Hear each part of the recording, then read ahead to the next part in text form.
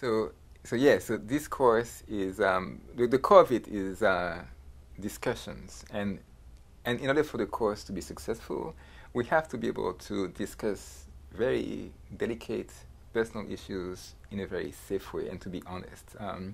It cannot be that students are afraid to reveal the positions on various topics, including race, language, identity.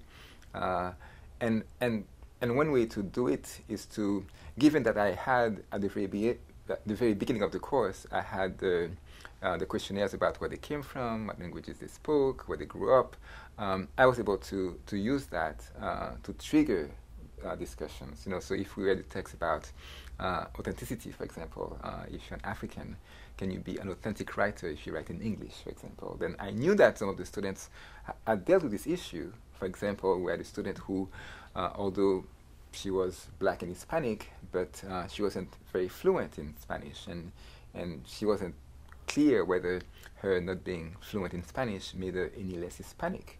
You see, so I was able to use that in order to trigger a discussion around this notion that we had read in this famous debate between Chinua Achebe and Ngugi wa Thiong'o about African writers. Can a writer be authentically African if they write in English or French, for that matter? So that was one way to trigger rich discussion by taking a text that connected to these issues and making it personal. So the motto there was, rich discussions are best arrived at if they stem from a personal basis where students are invested in trying to find an answer that can work for them in the personal lives or in the lives of the families, the communities, the countries, etc. So that was the one key technique. And then there was another condition for it to have these deep discussions is to have mutual respect and trust, because in these questions there cannot be a right and wrong answer. So it's based on your own level of comfort, what choices you've made for your personal life, for your identity, and we have to be able to accept different opinions.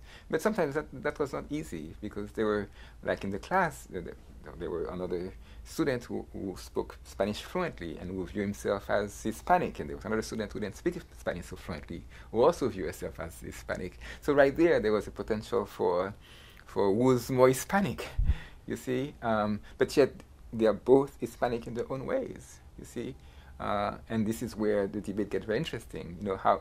How do you define being Hispanic? And then we're back to that very core question, who belong, who doesn't belong? And this is where, again, language and identity become tools for either inclusion or exclusion. And since the course is eventually about inclusion, then how can we use these different identities to create a space where one can have a sum that's much larger than the parts, you see?